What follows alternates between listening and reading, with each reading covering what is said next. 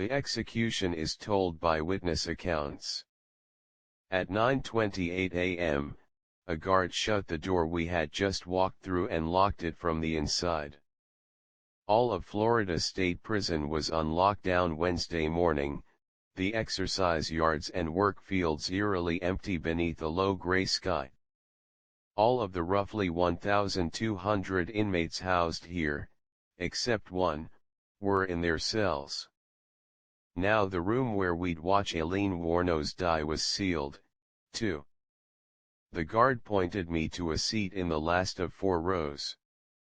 There were 29 people in the room, including 6 relatives of Wuornos victims, 12 journalists, a state prosecutor and various Department of Corrections officials. We sat ramrod straight, staring at the brown curtain that separated the large viewing window from the execution chamber. 2 speakers were mounted on opposite ends of the wall above the window. All was silent, except for the hum of a Friedrich air conditioner set on low cool in the rear corner. We were a captive audience, brought together to witness the aptly bizarre end of a twisted life. We had different viewpoints, different roles, different feelings, but for 20 excruciatingly long minutes, we sat together as a killer was killed.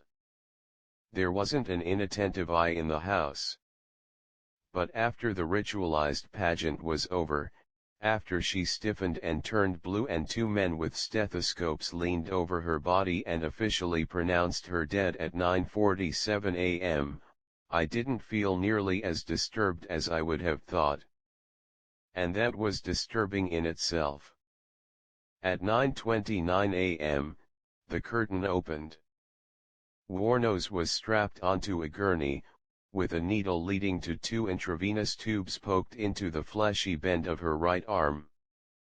Her mouth and lips were moving, but we could not hear. The microphone dangling above her was off, our wall speakers mute.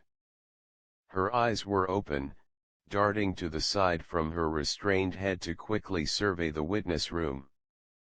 She seemed a little surprised to see so many people. Terry Griffith, who sat in the front row, said later. Her father, Charles Humphreys, was one of 7 men Wuornos confessed to murdering. I know she appreciated the attention. Wuornos was tucked beneath a white sheet, which was folded with military precision under her feet and around her neck and shoulders. She looked like a made bed. The only visible parts of her body, her head and her right arm. Final statement. The digital clock on the wall above her changed to 9:30. The microphone was turned on.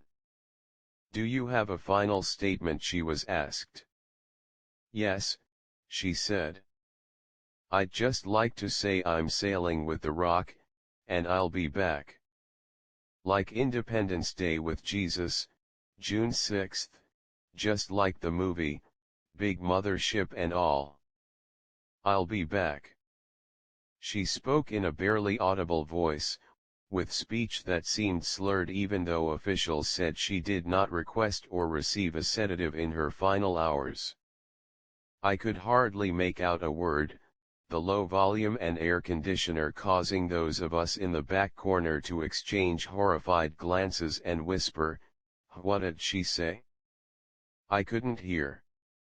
Later, on the van ride back to the media area, those closer to the speakers helped to reconstruct her words. As to what they meant, nobody could figure that out. "She was off her rocker," Griffith said. "She's totally off the wall," said Wanda Pouncey of Boynton Beach, whose father, Troy Burress, was killed by Wuornos. That conclusion was echoed by British filmmaker Nick Broomfield, who made a documentary about Wuornos and is working on another.